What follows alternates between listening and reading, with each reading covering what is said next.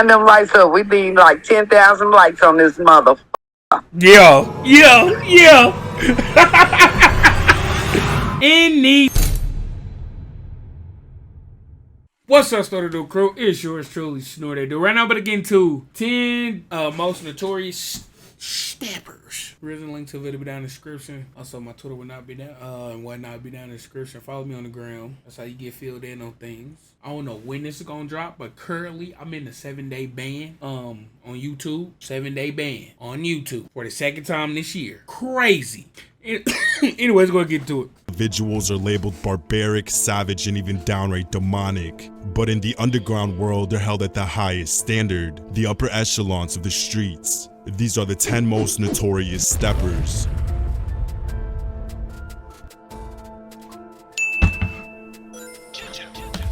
Shout out to that boy Tom Watch 5. I feel like he been doing this shit for a minute. Or this channel been ran for a minute. I remember back in the day, I used to do videos to this guy videos. So shout out to Tom Watch 5, man. Yeah, he been doing this for a long time. I'm gonna go ahead and fact check that just to kind of, you know, add to the correctness. Time Watch. I think that's when they no. I feel like they had older videos though, bro. They've been doing this for a minute, bro. I don't care what nobody says. Blizz Meecho is a Gorilla Stone blood that's been trying to get into the music industry following the success of Gorilla Stone OG, Casanova 2 times. He would go on to authenticate his street raps by putting in work in a short period of time. His first recorded hit was on April of 2020 when he spotted a rival member walking up Sheffield Avenue. Meecho was recorded running up and from about 3 yards away, firing twice, striking his thighs and wrist. As the enemy turned around, Blizz stared into his eyes before putting one more in his chest. His following hit took place on May 16th when Blizz pulled up 4 blocks away from a Gangster Disciple housing project looking for any GD he could find. When he did, he chased them outside where he let off one round hitting his target. Unbeknownst to Blizz, a man witnessed the entire thing and reported everything to authorities. But after only 2 hours, the witness oddly retracted his statement, leaving police no choice but to set him free. Sadly, he threw away his freedom just a couple months later. I ain't gonna get into it, but that boy he was on a thirst, a blood thirst. Like, you know, I know he was gang-ganging. We gotta give him that. He was gang-ganging. But like, you know, sometimes you just gotta chill. Like, I understand the gang-gang shit. Don't condone it. Don't condone it at all. I understand it. You know what I'm saying? Yeah, that boy was gang-gang. He was thirsty, Like most young men in Brooklyn, Rasha had to pick sides in the dangerous East Flatbush neighborhood in order to legitimize his street presence. He joined one of the most active sets in New York, the G-Stone 90 Crips. Their main oppositions are the BMWs after they took out their GS9 leader in 2011. Rasha's most public act of revenge happened alongside Bobby Shmurda. On January of 2015, Rasha and Bobby spotted multiple BMWs standing in front of the county Supreme Court building. Not caring that it was broad daylight, Rasha and Bobby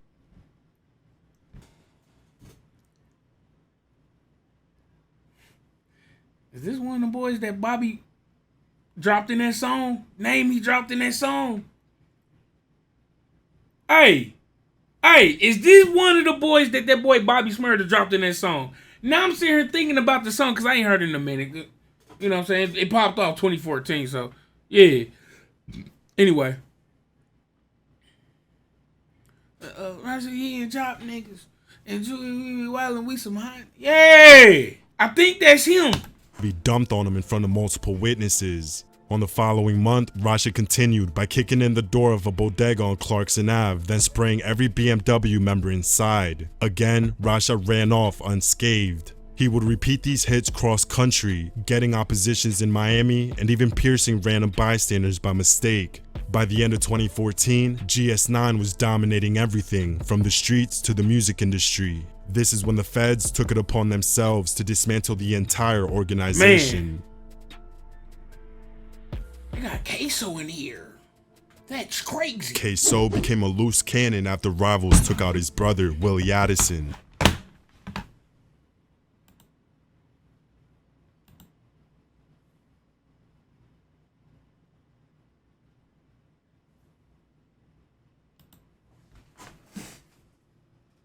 Boy, what the fuck? Like, literally. Bro, we need one of you niggas to cook the story of Ksoo the fuck up or something. Matter of fact, relax on that. Relax on that. But what the fuck is going on out here? Okay, let's go ahead, yeah. So on February 19th, he drove to rival territory to even the score. As Julio Fulio's little brother Bibby was staring at his phone, Ksoo quietly ran up and let off over a dozen rounds. As Bibby struggled to cover his face, Ksoo stood over him and emptied out the rest of his 30-round drum. In his demented mind, this wasn't enough, so he continued on January 15th. After getting the location on Lil Buck, aka the rapper who dissed his brother, he gathered up 2 of his best point guards and pulled up to the shopping center he was at. At 11 a.m., a man witnessed Ksoo chopping Lil Buck down with over 40 rounds. I'm just saying though. Hear me out. What's that he got? They're like one of them HK motherfuckers. Anyway. How we know that's him? Like, I don't see a face. I don't see a dread. Barely see the nigga hands. Barely see the nigga hands. Like, so why niggas saying this him? That's all I gotta say. For the ones that's gonna answer me down in the comment section, please be a little detailed. I am a little slow. I am just a tad bit. So please be a little detailed. You ain't gotta go to crazy detail, but like, oh, they caught him on this camera, da da da da. You know what I'm saying? Because from the face of this, look like a regular old, you know what I'm saying? I would make a terrible ass lawyer, but look though. Down with over 40 rounds. After fleeing the scene, Ksoo drove to a nail salon where he openly mocked Lil Buck while getting a pedicure. Today, Ksoo is awaiting trial after his own father agreed to testify. Lil Wet? Who is this? Lil Wet is from a Chicago neighborhood so horrific, police labeled it terror.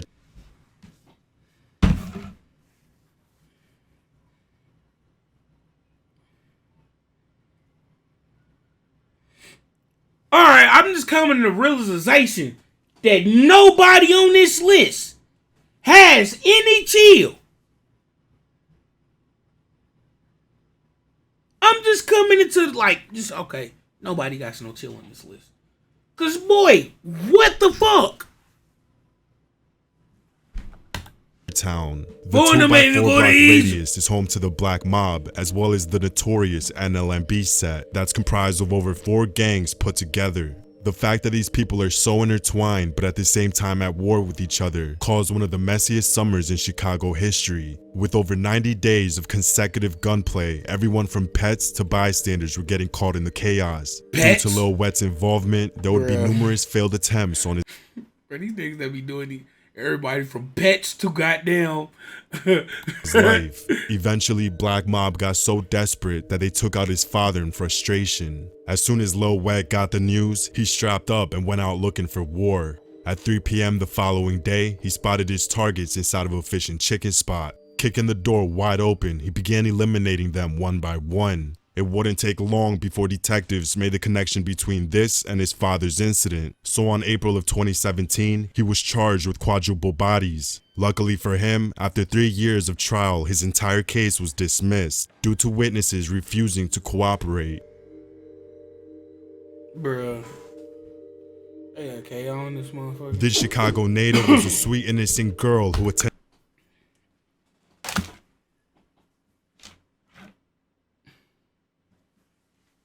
Motherfucker really got 15. Okay, just let me mind the 15. Motherfucker really got 6. attended charter school for the majority of her really life. got 6. It wasn't until the loss of her best friend in 2012 that her world turned upside down. Since then, she clicked up with the gangster disciples, and at 14, she earned her first stripe.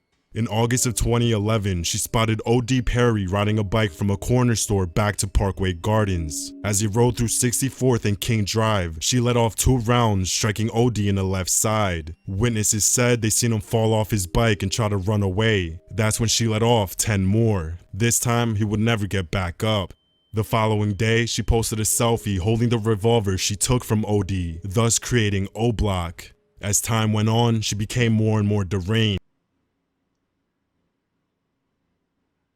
Hear me out, bro. Who knew that? Fuck that. Who knew that in the comment section, bro? Bro, who the fuck knew that, bro? I did not know that.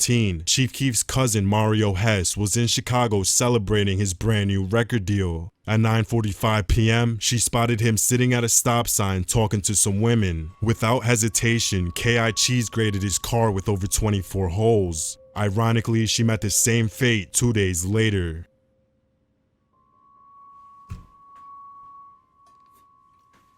As a preteen, D-Rose had already solidified himself as one of the top gangsters in his city, and by 13, he caught his first body. In 2011, opposition Dale Fisher was walking back from a ceasefire event. As he made his way back to 63rd and St. Lawrence, D-Rose drifted the corner, dumping lead with one hand and steering the wheel with the other, officially earning his first stripe. His next stunt was after Tuga's brother Lil Mark dropped one of the most disrespectful songs ever recorded. In his rendition of No Competition, Lil Mark name drops all of D-Rose's fallen friends. Exactly 3 days later, D-Rose took him out the exact same way. Y'all think, cause like, honestly, this here I'm thinking on this. Cause we all heard the No Competition song by Lil Mark. We all heard it. But like, do you think his influence of that song sparked how the new generation of drill is going? Because before then, it was just a subtle name drop here and there. But then you had the Lil Mark song. Then over time, it started to get more disrespectful. More different regions picked up the drill. Different regions that picked up the drill. Then got way disrespectful, just like Lil Mark did in that song. So what I'm asking is like, do you think that song influenced a lot of shit? Cause like when we go to drill or we talk about drill, we quick to mention Chief, Dirt, Reese, Doug, Vaughn. You know, we quick to mention them names. But like, niggas know who Lil Mark is, but his name ain't really mentioned as much. But it's like, when you sit back and pay attention to shit, the amount of names that nigga dropped in that song was unheard of at that time. But we look in today's climate of drill. What you say? Well, niggas make a whole song with niggas' names. How they died and when they died, the temperature. Almost how, you know, Lil Mark style. He was a little wittier with his bars when cause he said about 7 packs and then he said some Cheerio and then whatever. But for the most part, the opening like part of the song, like he went crazy the whole song. But you know, I'm just long winded than the motherfucker. But like.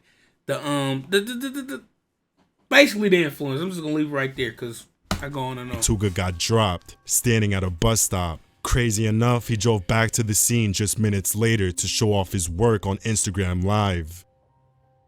Damn. Did we hear about that?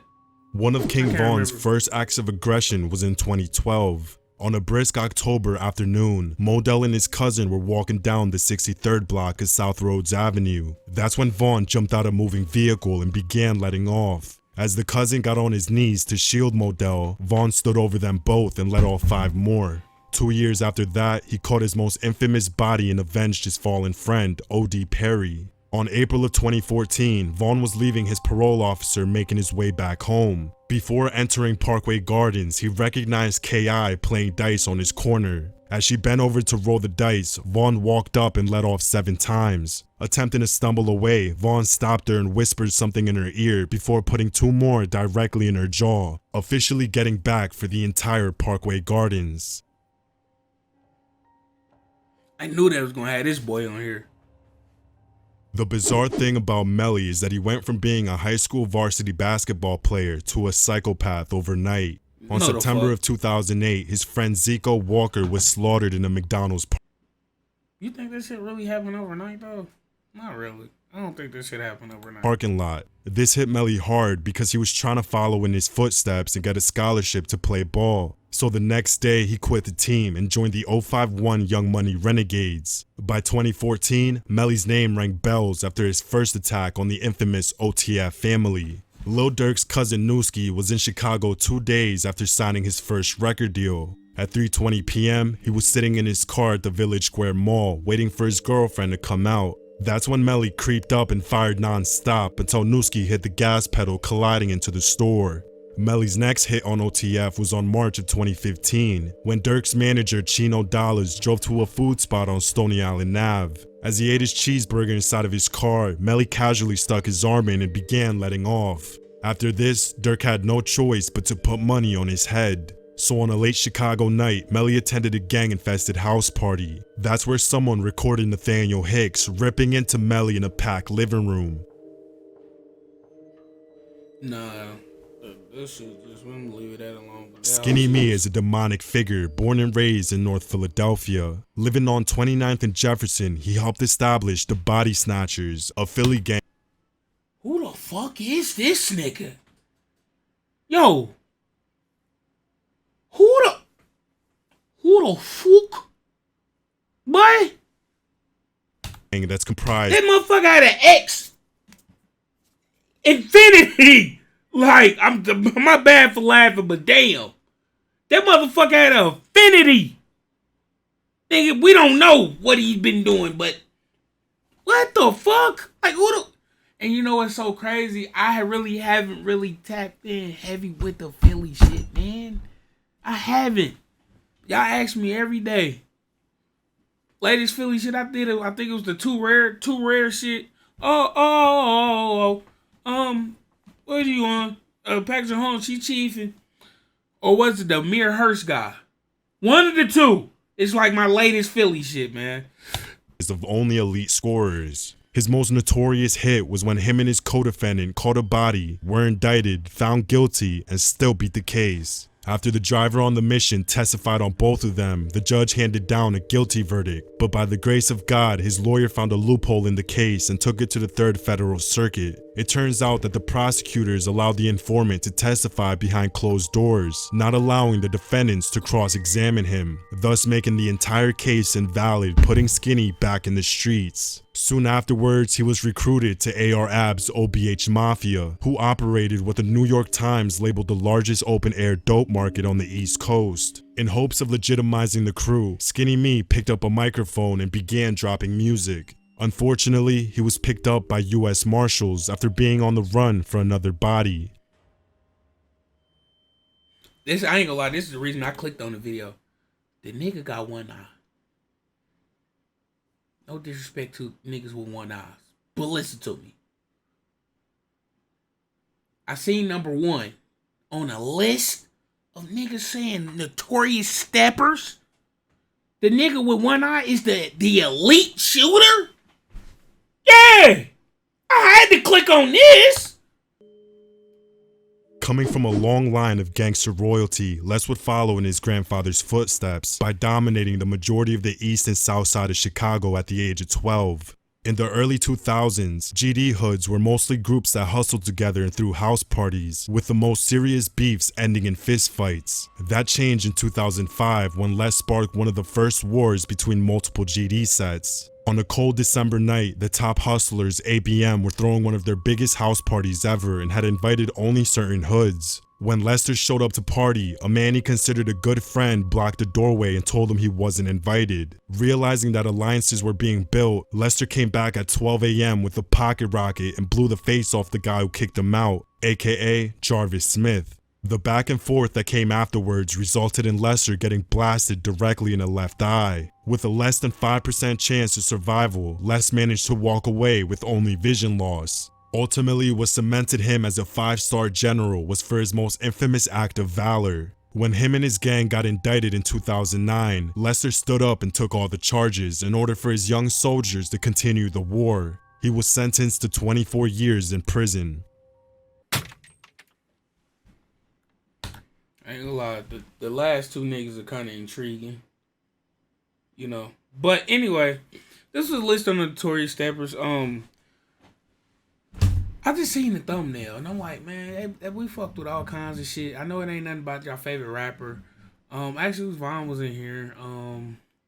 051 Melly was in here. Somebody else was in here. D Rose was in here.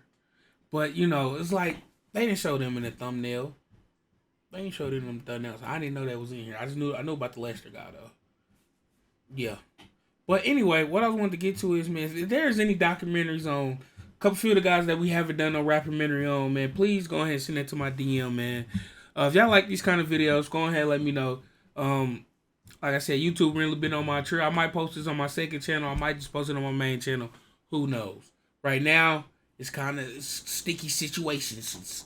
So yeah, but once I get the thumbnail made, we dropping this, man. We ain't gonna hold nothing. You know what I mean? But other than that, though, it's your boy Snore. I'm gonna get up out of here, man.